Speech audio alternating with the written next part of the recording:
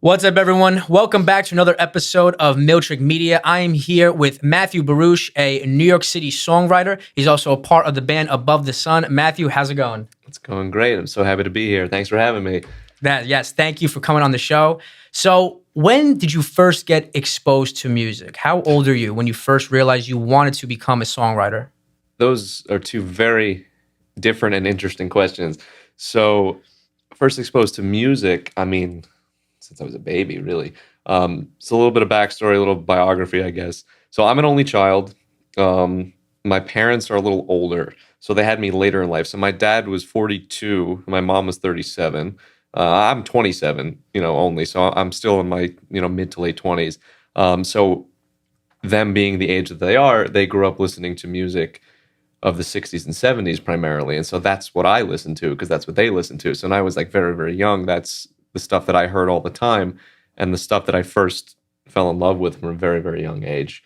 I don't think it's possible to have a discussion about music or songwriting without bringing up the Beatles, who are, of course, my first and earliest influence. And sort of they sparked the whole thing for me.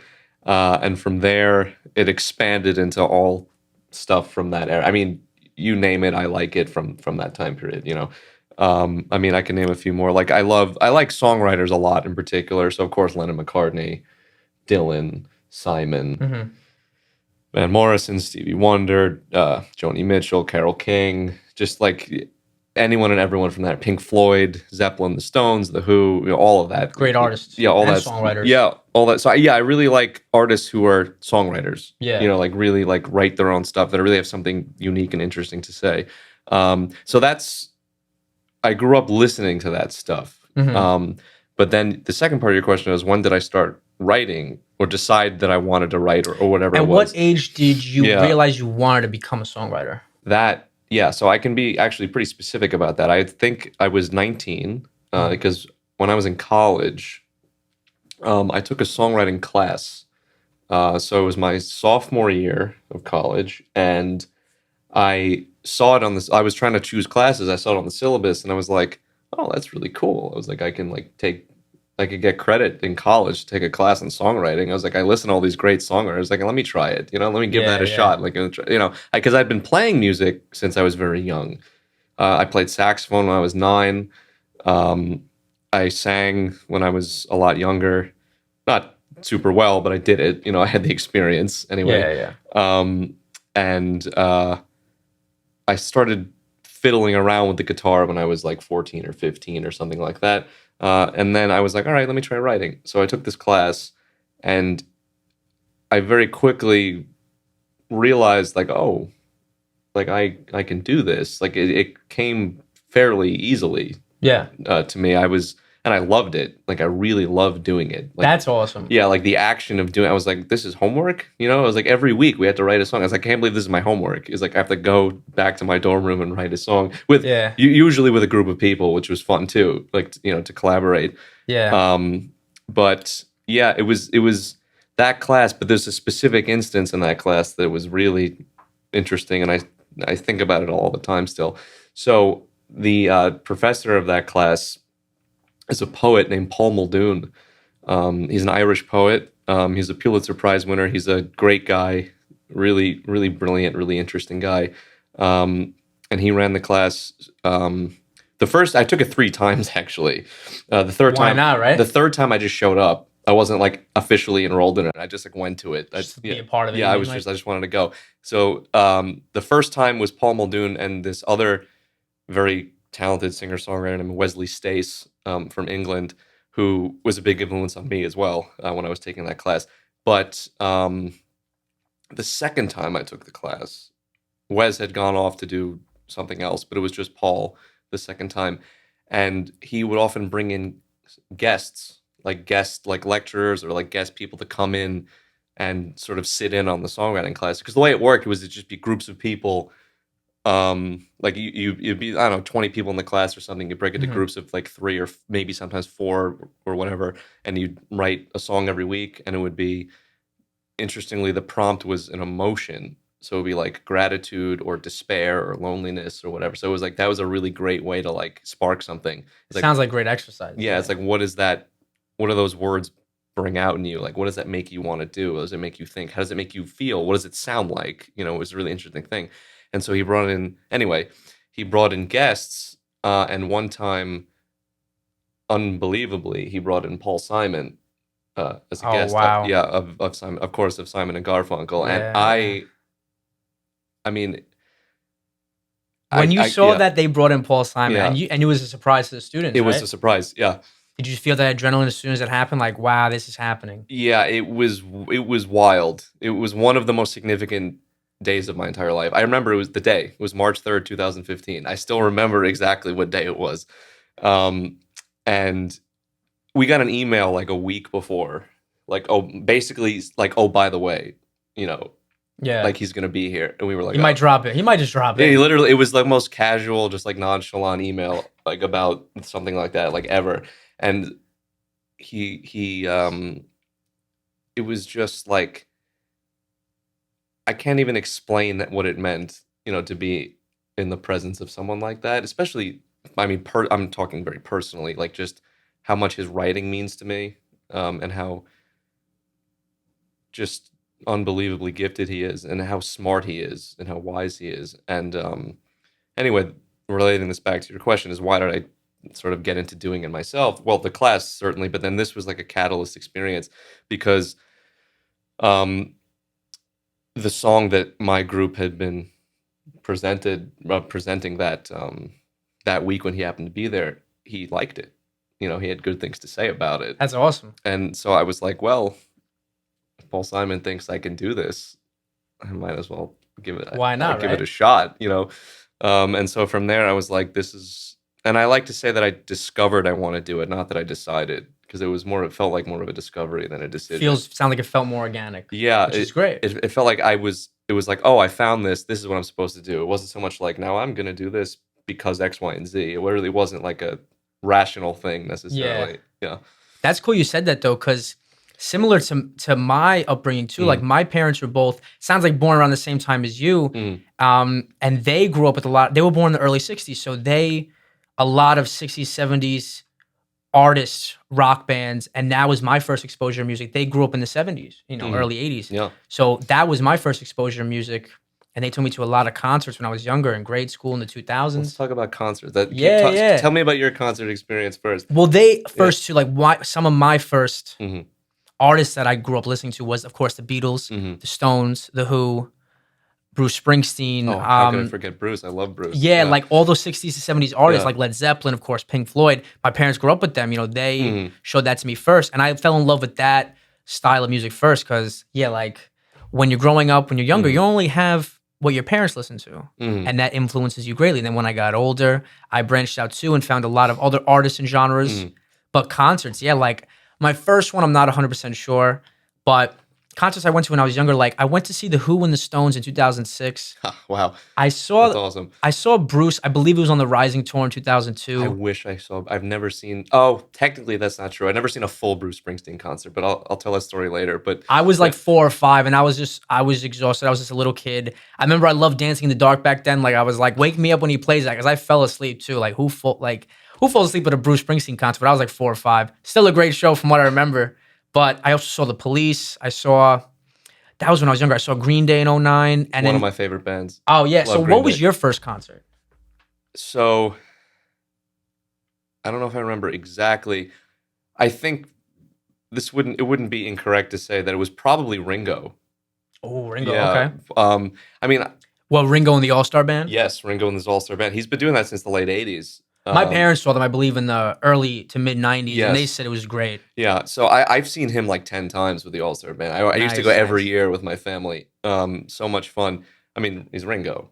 I mean, he gets the best people. It's just so much fun. He's still going strong. He just turned, let's see, 81. He's 81 years old, and he's gonna outlive all of us. Yeah, right. He's yeah, right. He's seen it all. He seems like such a youthful, vivacious and he guy. seems very positive as well, which is great. Peace and love is his whole thing. Very positive, which is cool. But yeah, so I would say Ringo and the All-Star Band was or like Beatlemania or something when I was like 3 or whatever. What other concerts when you were younger growing up besides Ringo? Run us through the list. Oh my God. Oh, I've seen a lot. I've seen a lot of different things. I don't know why this one jumped in my head, but the Allman Brothers Band. Oh, I've seen the nice. Allman Brothers a lot. I mean, is it the Allman Brothers? I mean, Dwayne Allman died when we were not even born, so whatever. But it was still Greg Allman. On guitar would have been Derek Trucks and Warren Haynes. Derek Trucks is one of my favorite guitar players ever. I think the guy is a wizard. Um, and then I've seen them a bunch at the Beacon Theater. I've seen That's a beautiful venue. Yeah, I the love the Beacon Theater. Yeah. I've seen Bob Dylan a bunch of times. I saw him recently at the Beacon Theater. I've seen Paul McCartney a bunch of times. I would love to. Yeah, it was great to see. It was great to see both. Yeah. Yeah. Let me tell you, actually, it's a good segue to get into this. The greatest concert experience I've ever had. So back in 2016, I graduated college in 2016. So for my college graduation, I was like, I don't want a party. I want to go to this music festival. So have you heard about the Desert Trip Music Festival? Desert Trip. No, I don't believe I have. No. Okay, so it was a one-off thing. They only did it the one time, and it was October of 2016. And where was this festival? So it took place where Coachella takes place. Gotcha. But it wasn't Coachella. It was the special thing called Desert Trip, where it was 3 nights. It was a Friday, a Saturday, and a Sunday. 2 headliners each night.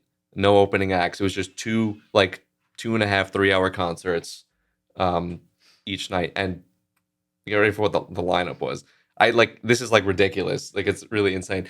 First night, first act was Bob Dylan. That's wild. And then the Rolling Stones. And this was 2016. So Yeah. this was in California. Yeah. Is it an annual festival? Or that was just a one-off. It was a one-off. Event? That particular event, they did it once.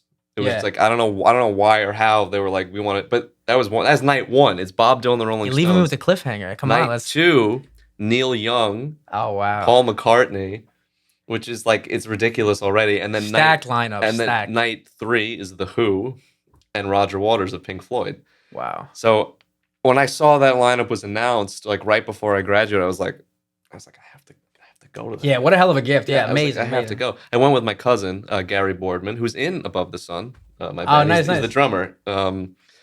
Yeah, that was a lot of fun. Yeah, So that was the best concert experience I've ever had, easily. that's cool. That's cool. Yeah. So that sounded like a memorable concert. Wow. So, well, you mentioned Above the Sun, which is a band you were in, but Mhm. before we move on to that, Sure. when you're songwriting as a solo artist, hmm do you focus on lyrics first or music first? Great. That's the eternal question, right? Yeah. It depends. That's sort of like the boring answer, but is the real answer is it depends. I've done it both ways. I've had songs where the lyrics are basically fully done, and then I Mhm. write the music. I would say most of the time it's music first, or it's kind of hard to think about because it's different. Every song is different too. Yeah. It's not like that. It's no formula for the way that it comes out. It kind of just each song has its own process. But I would say generally music first. And what happens is also this is interesting, as I usually never intend to write something. Mhm. Meaning I'm not oh, it's 5 o'clock, it's time to write. Yeah. It's not really like that. It's kind of just I happen to be playing my guitar or practicing something, and I sort of start wandering or drifting or doing something else, and then all of a sudden I play something. I'm like, what was that? I'm like, oh, That's the best Yeah. because it just flows out naturally. Yeah. You don't have to work for it. and That's it's great. and it's just well, you do eventually, but at first, that's a really interesting point. And I'm really happy you said that, actually, because at first I don't think you have to work for it. I think it's the spark, the initial spark, or as you said, Bruce Springsteen, "Dancing in the Dark," right? Yeah. You can't start a fire without a spark, Yeah, right? yeah. And I think that's a great analogy for a lot of things. That's my favorite Springsteen song. I love that song. Oh, it's classic. Yeah, but I think it's a good analogy for a lot of things, but really good for songwriting. Yeah. Because it's it starts with whatever that thing is. You don't know where it comes from. It just comes from wherever. Yeah. It's and the who knows? spontaneity of it too Yeah. is a beautiful thing. Who knows? And then once you have that little nugget, be it a melody line or a chord progression or a Mhm. lyric or a lyric that has a melody or whatever, that's when the work starts. It's all right, how do I take this and craft it and hammer it into something that people might want to hear? Yeah. And when you mentioned the songwriting class you were a part of, Mhm. those exercises sound great. How, first off, you're in a groups, collaboration can be so important. It helps a lot. Yeah. You get to get new perspectives. And even when you mentioned that the instructor would say a certain word, like you said, despair or happiness, and that would be the nucleus for the songwriting And that was session. it. That was the only thing we got. That sounds really cool. And that just a sounds like, word. it's provoking. It Yeah. helps you come up with something and you're with people. So this is something that now I just thought about once we started talking about songwriting. In 2022, of course, it's been, last couple of years has been tumultuous. Do you think that when it comes to songwriting, people, they like more serious lyrical subjects or more fun and carefree lyrical subjects? That's a great question. I think the answer is it depends. Do you like writing more carefree and fun subjects? I would say or more serious? I don't know if I've ever really thought about it in those terms before. That's really interesting. I would say, I think in general, I don't know if serious would be the word I would use, but maybe more thoughtful, or like, not that fun isn't thoughtful, but like more like maybe philosophical or like analytical or like not like purely like, oh, I'm gonna go out and have a good time and see my friends and like whatever, stuff like that. It's not like, yeah, there's nothing wrong with that. I mean, there's plenty of great songs where that's the whole thing, It's like some of my favorite songs would just be like, even songs that don't mean anything, It's like it doesn't even have to mean anything at all. It's like I'm not so concerned with that. But I would say sometimes the melody just catches you and that's all that matters, and the meaning is abstract. Or the fact that it doesn't have a meaning is what makes it more alluring, Like I think about a song like I think most famously like Come Together, the verses are complete gibberish nonsense purposefully. He did that on purpose. But great song. Yeah, great song. But anyway, to go back what you asked me about the way I write, I would say it leans towards more serious in the sense of like I'm trying to go a little deeper. Yeah, and that's cool. Yeah, like than just like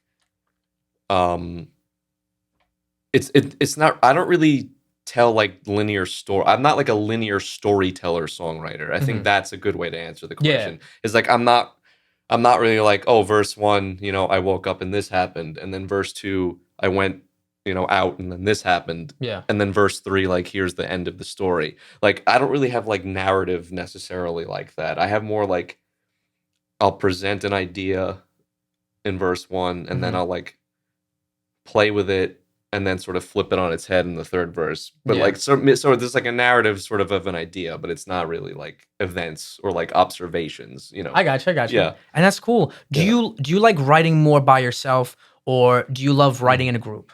Yeah, so that's an interesting question and kind of hard to answer because I do both and I like to do both because a little foreshadowing for what we're going to talk about a little later, but I think it's relevant to talk about now. So I'm in a band, Above the Sun.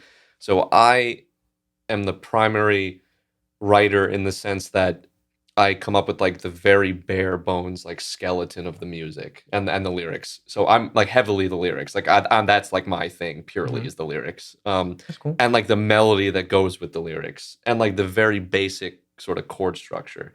So like basically like what you can do like with one person and one instrument, like that level like writing. That's how I like to write. Yeah, that's cool. And I like to be able to make that compelling. Like I love getting the full production on it, but I think you have to, for me personally, it's just my view that a song has to stand up just like one person, one instrument. No matter what the instrument is, it doesn't matter. It could be guitar, piano, it could be just you playing a saxophone and that's it. So if it holds up, but then the magic really happens when you bring it to other people and you're like, well, this is what I have. Like, what do you think about this? Like, where do you want this to go? Like, what should this sound like? And that's one of the best things of being in a band, where you show that idea to other people and you could bounce off each other's ideas. And sometimes an amazing song could get done so quick, and sometimes it can morph into something else once you show it to a group or those new fresh ideas are put in the mix. Yeah. So, for example, there's a song on our first album called "You Have It All," This is on Above the Sun's. Excitation was the first. That's right. Yeah, our first album. We're working on the second currently, but the one that's released, Excitation. Yeah, so the song "You Have It All," it was written as they all initially were, basically me on my acoustic guitar, and it ended up sort of sounding like this like mix of this like kind of like mellow Stones sort of thing, but with like Killers mixed together, like this. Oh, like, nice! That's this like cool. this like a weird combination, because like the way the guitars were, it kind of sounds like a Killers song, but then like there's some backing vocals and stuff going on in the chorus that makes it sound kind of like the Stones, and like but like the point being of me telling this story is that like I had absolutely no conception of like it would sound like that, or that I wanted to sound or whatever, but that's the magic of bringing it to the group, because all those things came together when everyone else put their instruments on it and put their ideas in it, and that's the best part. That is the best part. So you as a solo artist too, you've recently come off playing shows in 2021 at places like O. Henry's Public House. You've played at the Bitter End as a solo act. Yes, I did. And you've also played at Kitty Kiernan's in Bay Ridge, right? I have, and Arlene's Grocery in Manhattan as well. Nice. So let's talk about your shows as a solo artist. So how do you prepare for these solo shows? Walk us through your day of routine. Day of. Okay, so the day of, well, hopefully by the day of I already know the set list. Hopefully I know it. Usually I pick it in advance and I sort of work on it. Sometimes it's subject to change. Occasionally on stage I'll change it too. But nice. But I try not to. I try to, bend everyone else to my will as opposed to the the other way around. Have you ever just said, all right, screw it, I'm going to fully improvise this performance? Have you just thought, all right, I have these 7 songs, I'm going to figure out the first one I play when I step on stage? Have you ever done that? I do that at open mics all the time. Nice. Actually, pretty much exclusively. I don't plan out open mic appearances because I think it's an open mic, you're going to experiment, you're going to have a good time. It's like, it doesn't need to be so rigid and so formal, at least for me. I mean, I totally see the appeal in doing that if that's what you want to do. Yeah. But I like at an open mic, like, let me feel it out. See what it feels like. You can work out new songs and you test them out, and the best thing. You're still getting that exercise of the performance. I love that you call it exercise, because it really is like going to the gym. Yeah.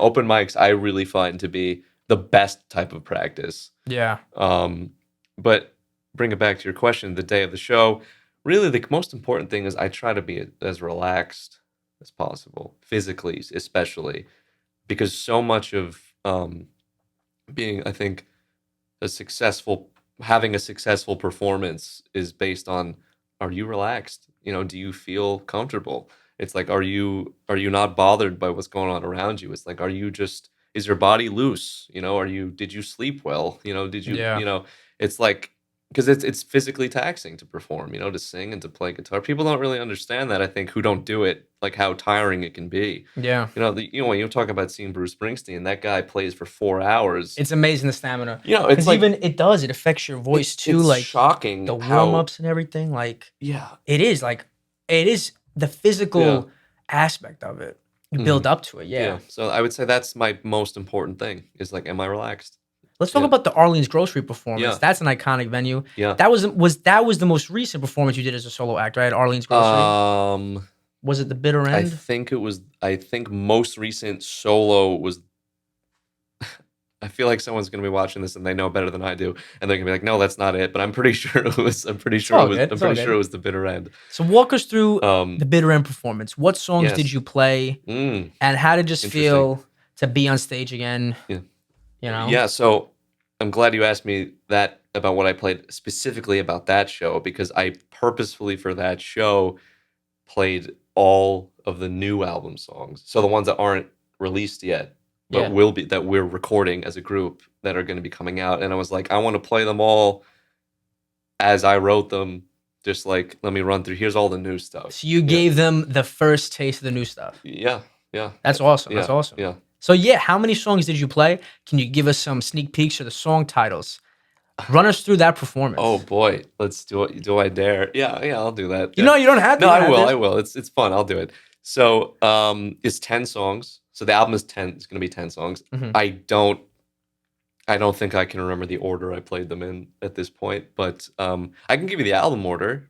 I can tell you the order of the songs. Sure, whatever you want. All right, so this is, I think, the first ever publication of what the titles of the songs will be on the second album. That's exciting. So actually, one of them has been released. So you might have seen our song "Cosmic Radio." Yeah, and that Yeah. came out fall of 2020. Yes. The cover art's sick. That's really I love that cover art done by Yeah. Brittany Veloci. nice, So, nice. And yeah, so that song was released as a single in October 2020. That's going to be, I think, the first song. The lead single for this new Yes. record. And it'll be the first song on the album. Because even though we're in the digital age where like what is an album really, like in terms of like side A and side B, like that doesn't exist anymore. But when we order the songs, we like to think about it still like it is like a physical thing, right? Because it gives it like a flow. You know, Yeah. it gives you take people on a ride. Anyway, so the first song is called Cosmic Radio. The second song is called Something Stranger, which is going to be the title of the album. Something Stranger? Yeah. You heard it here first on Miltrick Media. Yeah. Something Stranger. That's cool, though. That's cool. Third song is called Lonely Boy. Fourth song is called Athena Sunset. Nice. Only Natural. Strawberry Moon. Hotel Dream Girl. That's a funny title. Mahija. Angelica's Wings. And For All Time After. Awesome. Other names of the songs, yeah. So this new album that's going to be coming out, when did you first start writing these songs? So Cosmic Radio would have been the first one, I think, or Something Strange. One of those two was first. Something Strange or Cosmic Radio. So that would have been... So Excitation came out in April 2019, and I think I wrote Cosmic Radio like right around when that came out. So like basically right after the album came out, that song... We should talk about that song at another point, like more in depth. Yeah, for sure. We'll get into that a little later, but if we have time, if you want. Sure, but, for sure. It's an interesting story. But probably around April 2019, Yeah, and then like over the course of like a year and a half, I wrote the rest of them. Nice. And then sort of we've been collectively putting them together. Yeah. Obviously, COVID happened in the middle of that. In the middle of like when you were writing and trying to record again, so that kind of stretched the process out and delayed some stuff. But honestly, it wasn't all bad because it allowed some refocusing, some taking some steps back to prioritize some other stuff that might have personally and sort of musically. Yeah. So it wasn't the worst thing the time really. No, that's cool. Yeah. So let's go to the first Above the Sun record. Excitation came out in April 2019. Recording that record and producing that record, walk us through that process. What was it like just going to the studio with the band, getting ready? It was probably just a very exciting time, right? Yeah. Where did you record that record? Great questions. Let me go. I'm going to give you the whole rundown. So first, who is Above the Sun, right? Who is Above the Sun? Who are we? Okay, so I'm Matt. I'm the singer, songwriter, and rhythm guitarist. We have Sean Gold on guitar. Lead guitar. He's also in another Staten Island band called Our Own Yokos. Shout out to them. Also, Brian Buchanan and Cole Rice are the other members of that band. But Sean Gold is also in Above the Sun. Omar Chowdhury, bass player and producer extraordinaire. So we recorded it in his home studio, which is called Shinebox Studio. That's awesome. Yeah, so we've done that, and the second one is also being done there. So both in Omar's home studio, which is called Shinebox Studio. Shinebox Studio. Yeah, he's on Instagram. You can find him at Shinebox Studio. Yeah, be sure. Make sure you check out the home studio. I mean, the local studio. Yeah. No, but it's so awesome now, especially in this age where so many musicians, bands, and artists, you can make great sounding records in your home studio. Yeah, the game has changed so much with production. And that's amazing, yeah. Yeah, and then Gary Boardman, my cousin, on drums. Nice. And then there's like there's a crew around us, right? So AJ Pariscandola is one of our wizard engineers and like co-producer on stuff. Yeah. Mark Rucci also helps engineer and has done some mastering work for us. Omar's friend Billy, oh my God, I'm going to butcher his last name. It starts with an M. It's Manudakis, I think it is. Billy Manudakis mastered the first album. Nice. And then we had, of course, our good friend Lane Thompson over at Castellano's House of Music, who's a sort of a friend and mentor to us, who had some like secret appearances, just playing some guitar on the album. Nice, that's cool. But anyway, so that's like it sounded like a great group effort. yeah. And then there's like other people who played. Let's see if I remember all of them. Maddie Parenti played some percussion. This guy named Eric Lipper played keyboards, and Amanda Rose played saxophone. Nice. So this is all the first record. Yeah, Excitation. Yes, and I think that's everybody. So the record came out in April of 2019. Yes. When did you start recording Excitation? Sometime in 2018. 2018. Yeah.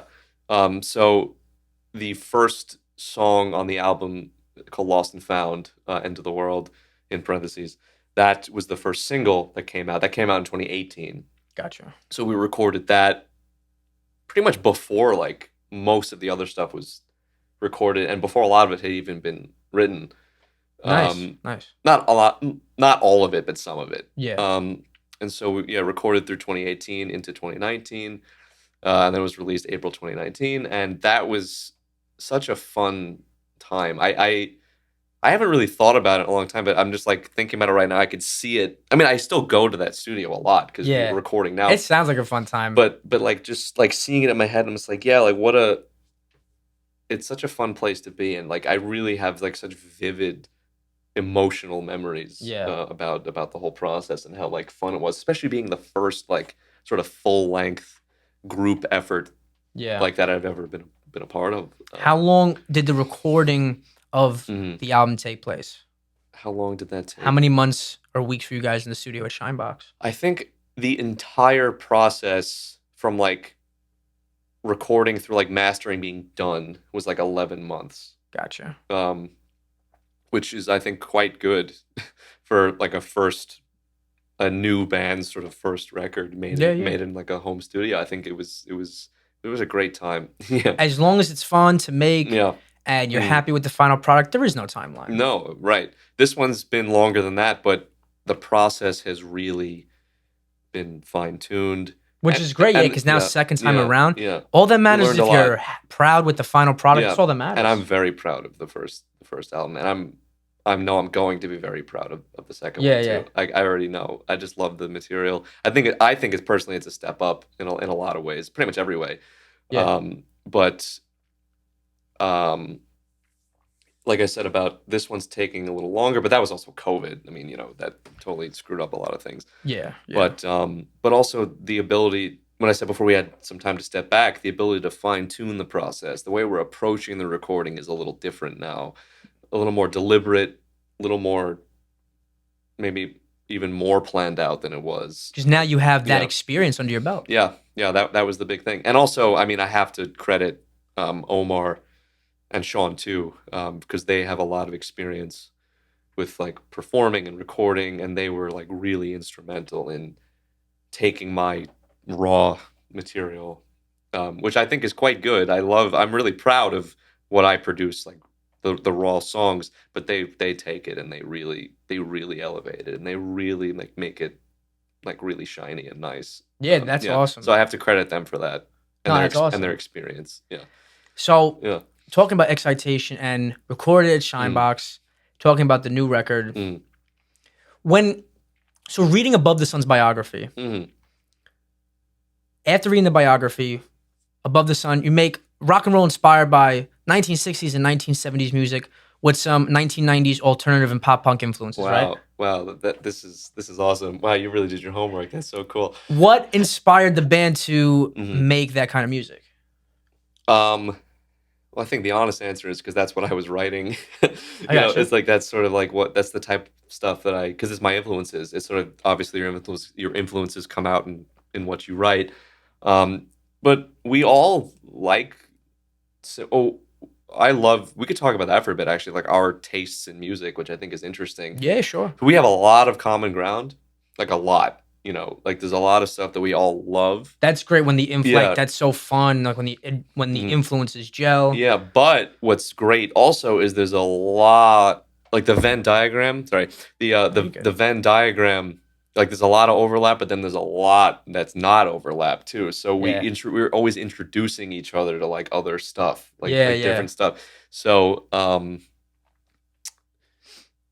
what was the what was the original question? I went off on a tangent. All good. Sorry. What made Above the Sun want to make that kind of music? Oh yeah, well, like I said, basically because that's what I was. Yeah, That's what you like yeah. grew up. Mhm. That style of music is Yeah. some of the stuff you fell in love with growing up. So being the principal songwriter, I sort of the raw material comes out that way, and then because we sort of have similar tastes and similar influences, it kind of ends up meshing in a really nice way. I have to say, I think ultimately we're so aligned in like our philosophy of sound, I think is really so aligned that I don't think I've ever once like presented a song like and by the time it got to like, being recorded, I don't think I've ever been like, oh, I wish it was not, I mean, obviously along the way there's conversations and like, oh, I don't know if we should do it like that. I don't agree with that. But I'm saying like at the end of the day, like we always reach something, always. Like there's always like, and we're all happy with it at the end of the day, like which is really a nice feeling. That's great. Yeah. Would you say being in a band sometimes is like being in a marriage? I don't know what it's like to be in a marriage necessarily, but I would probably, I would say, yeah. I mean, you hear that a lot, that's like a common thing, but I would say, yeah, because it's, or maybe more like, that was the first question that popped in my head. Yeah. I don't know what it's like either. Yeah. But I just thought of it, so why not? Or maybe it was random. Maybe like siblings. True, that's a probably better analogy. Like siblings or cousins, but right? I don't know about that either. I'm an only child, so I can't even speak to that. But I would say maybe it's more like siblings. Yeah. But I don't really know either way. But I would say that's probably pretty apt. I gotcha. So Above the Sun's influences and your influences. So would you say when with your solo music, is it similar influences? The 60s and 70s rock and roll, as well as some 90s alternative influences. Is that how you would describe Matthew Barouch's solo music as well? I would say absolutely. Yeah, for sure. What's so funny is just recently I went to the Hop Shop's the Table open mic run by Donnie Teach Out, who you just featured. Yeah. Shout out Donnie. Shout out Donnie. And I was there and I played, I think 3 of my original songs from the new album. And this is on the second record. The stuff coming on the second album, yeah. And at the end, Donnie was like, oh, cool to hear from Matt, whatever. He was like, influences clearly must be. And then he said, Paul Simon, the Beatles, and Oasis. And he just rattled them off. He had no prior knowledge. I mean, not no. But did he hit the head on it with the trifecta? Like he basically nailed it. I was with actually Antonio Mancia was with me at the time. Shout out Antonio, who was just on the show as well. Shout out. Great local songwriter, one of my very, very good friends. I love his stuff. But yeah, it was just so funny that like he just rattled those names off, and I was like, "You nailed it, man!" And he didn't really. It's not like he it's not like I'm like super famous or like he like had this like wealth of knowledge to like draw on. He just heard it, he heard it right in front of him. So I guess it came out. That's cool though. Yeah. So I want to talk about because the Empty Words music video for Above the Sun. Yes. So that was a crazy music video. So thank you. Let's talk about what inspired that music video. This is a great opportunity now to shout out Incline Productions because they're an amazingly talented sort of like independent film production company. Shout out to them. So we have 3 music videos. Empty Words was the most recent, and the ideas for those videos are all them. Like it's all Incline. They were the production team that helped with the 3 videos. All of it. They do the whole thing. They write the script. They like come up with the concept. They do it. They actually shoot it and edit it and like everything. Like they just like do the whole thing. Yeah. And basically what it is like they come up with the idea, they send it over. They're like, "What do you think?" And I'm always like, "I love it." Oh, so they're crafting and then sending over treatments. Yes, exactly. So the way it works is we kind of decide. We're overdue to have a new video. We should do one soon. We're gonna have to get why not? We're gonna have to get into that. New album coming out. We'll have plenty of opportunity to do that. Oh yeah. But the way it works is we're like, all right, we want to do a video. Let's talk to Incline, and tell them like, this is the song we're thinking, like, how do you think this, what conceptually, like, how could you bring this to life? Yeah. Like on screen. Getting them to brainstorm and asking their ideas. We give it all to them. It's like we just leave it to them. Like, that's cool. Yeah, it's like you figure it out. Yeah. And then very quickly somehow, because they're brilliant, they're like, here, what do you think about this? And it's like, that's brilliant. We love it. So that's how it happens. Just trusting in talented people, just letting them do it. Especially as independent artists, Yeah. you're wearing numerous hats at once. So Mhm. you talked about how with Above the Sun's music videos, you outsource and work with Incline, an outside production house. Yeah. And Empty Words, for example, that video got a lot of views, like over 500,000 views on YouTube. So when you're an independent artist, how did you guys market that video? What did you do to get more eyes on the video? Did you just do organic posts? Did you do paid advertising on Facebook and IG? Let us know how the band marketed that video. Yeah, so a lot of that was paid advertising on YouTube. Nice. And a little bit on Instagram. So what? Yeah. So it was video. So was it like short form video ads that was driving to the YouTube link? So on Instagram, it was like there'd be like a 60-second or maybe even less like clip of it or something that would sort of be boosted like onto people's timelines or into Discover or Explore, whatever it's called. And then on YouTube, you can basically, there's a couple of options on YouTube. I think what we did was you can have it be like a pre-roll ad. Or you know how you go on YouTube, you have ads before videos? Yeah. But like you could make it so like your music video is just an ad, and like it just pops up. Like, oh, you mean how sometimes you have the short form video ads? Yes. Or if they don't click skip ad, it's like a 2 or 3 minute It'll ad. play the whole video if they don't click so skip. So that's right? one of the things you did. I think that's the main one from what I recall. And it was very successful. And really interesting. And this goes back to the first video, our Lost and Found music video. That got a lot of views too, and we did the same thing. It was that targeted YouTube advertising. Targeted YouTube What we did, because of the style of music we play, which is, I think you can comfortably say it's like rock music. It's not like, it's not like AC/DC is rock music, but I mean, I love AC/DC.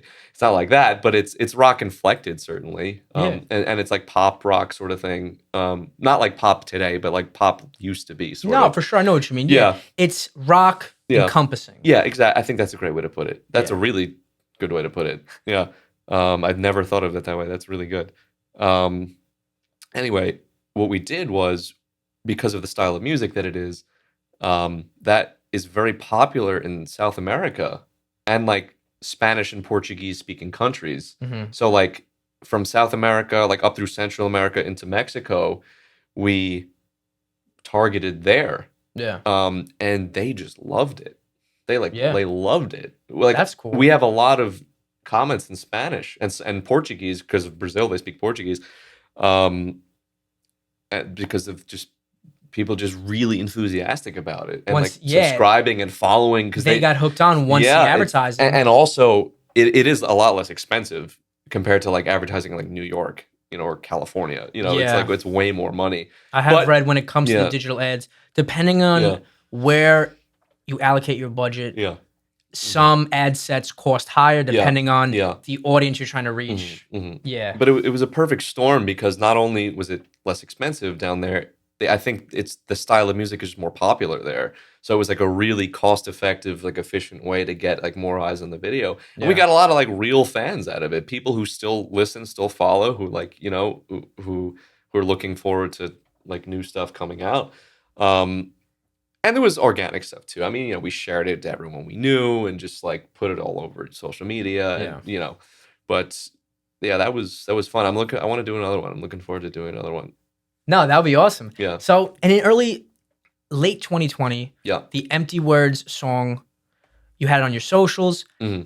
It got put in a ballot process for a possible Grammy nomination for Best Rock Song. It was two categories. It was Best Rock Song and Song of the Year or Record of the Year. I think Song of the Year. I don't remember which one of those two, but No, that's Yeah, it's awesome. one of those two. So And best rock song. Yeah. So how did Empty Words Yeah. talk about Mhm. that? The chance to be on the ballot for the Grammy nomination process. Yeah. How did Empty Words get into the ballot to be possibly Grammy nominated? Yeah. So what happened was, this is back in 2020, I guess, which is 2 years ago now, which is really wild. That's mind blow. That blows. I mean, it's like 1 year. Oof. It's like one long. It's one long year. Really. Yeah.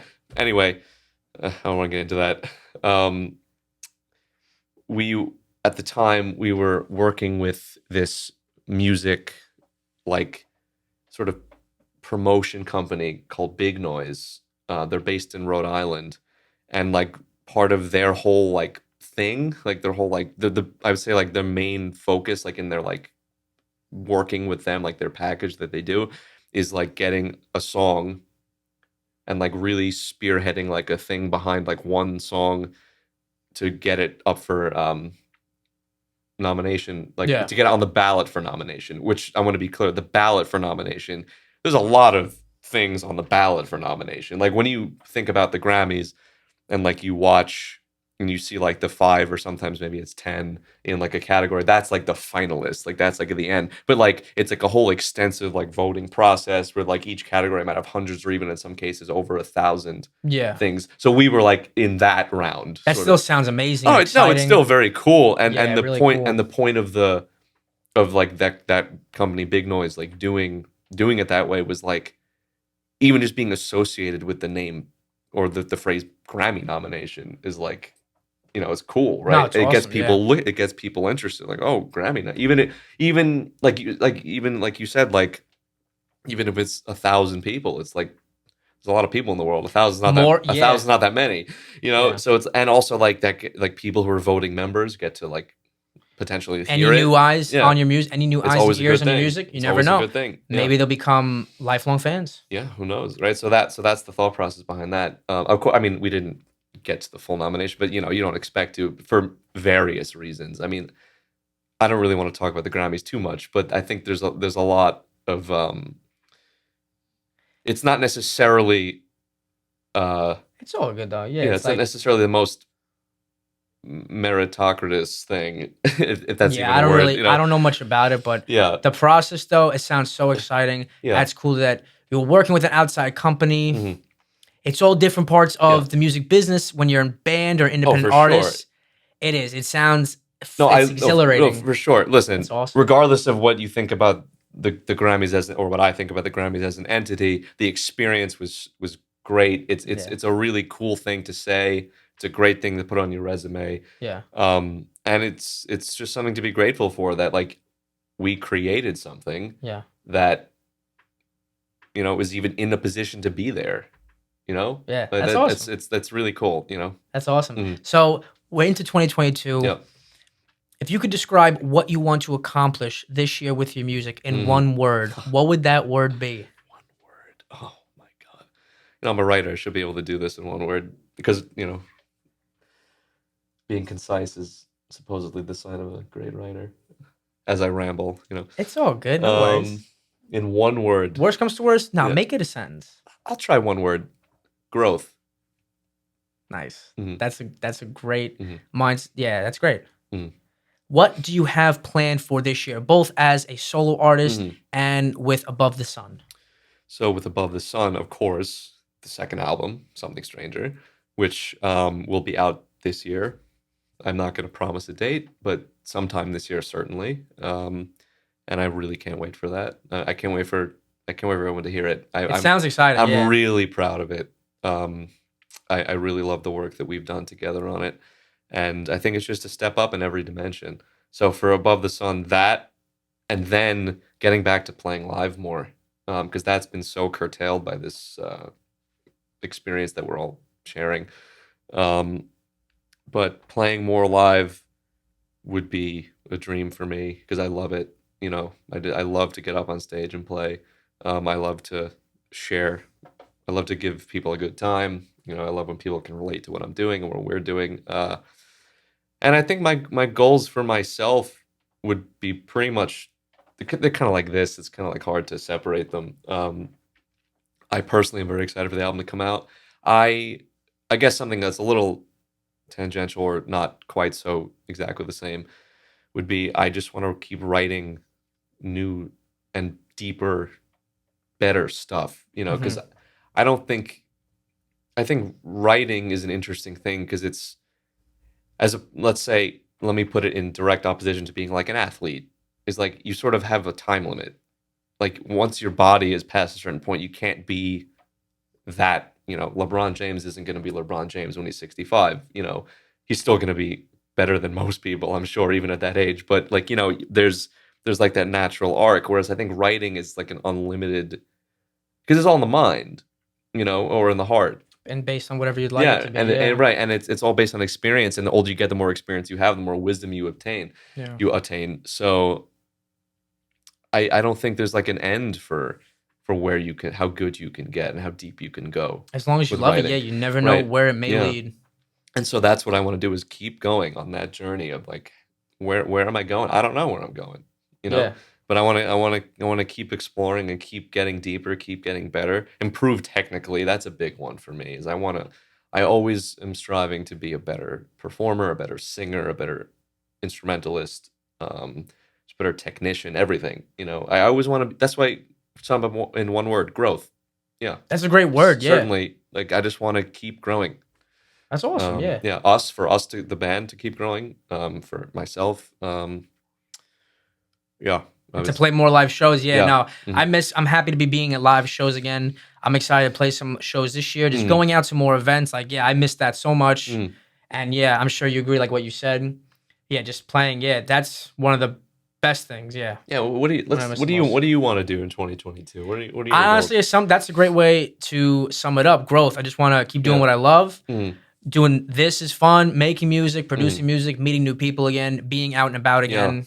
That, honestly. I have to say, you have such a great setup here. I've become such a big fan of like what you're doing here. Thank you. I appreciate that so much. Thank you, at least for coming on. Well, shout out Hub for that. Shout out to Hub 17. And I gotta say, let's take a moment to talk about, I think, sort of what this podcast means and could mean in the future, right? Because I think this is true. Correct me if I'm wrong. You're focused on like Staten Island based artists, is that right? Like, is that like your primary, like who you're trying to have on here? I love talking with New York City creatives and Staten Island creatives and artists, just having conversations, learning about their story, and talking about anything with music, creativity, life. It's started as basically that, just wanting to talk with local artists, musicians, comedians, and just having a conversation, learning about their story, and giving them a platform. Cool. Well, I think you're doing great work with Thank that. you, And I think it's really cool that you're highlighting Staten Island in particular. I know you talked about this with Donnie on the last thing, because how he's like this like Staten Island impresario, and he does like all this stuff. And I think it's great, that we're highlighting that, because Staten Island has a lot to offer. Agreed, And it's cool to be a part of something like this, and I look forward to seeing where this goes, like where your podcast goes, what you're doing goes. Thank you. No, I appreciate that, and I think it's really fun to have people on. I appreciate you coming on. And of course, I'm open to creatives from other boroughs as well. But agreed, Staten Island, it's home. There's so many great things to offer, and it's fun just sitting down and talking with people. But what else can you tell us before we wrap it up? About what's next, where can we find you, things you want to promote about your music and Above the Sun's music, let us know. Sure. So Above the Sun is on every major digital platform. You name it, we're on there. Just type in Above the Sun, you'll see us. So on social media, our handle is Above the Sun Music. So that's Instagram, Facebook. On Twitter, it's actually Above the Sun NYC, because Above the Sun Music is too long to fit on Twitter. So we made it NYC. But just, I would love it if you give us a listen on Spotify, give us a follow, get those engagement algorithm numbers up, get that going. Got to trigger the algorithm. Yeah, right. Follow us on Instagram. That's where we put all our information about like shows that are coming up, new releases, stuff like that. So we have a show, Above the Sun. Let us know. So February 5th, it's a Saturday night, 10 o'clock, good time. We're playing Arlene's Grocery on or at 95 Stanton Street in Manhattan. I'm really looking forward to that. And you guys recently played at Arlene's Grocery Above the Sun, December 4th, right? Yes, we did. Yeah. Yeah, I forgot to ask. And that No, was but I'm our glad. that was our first time on stage.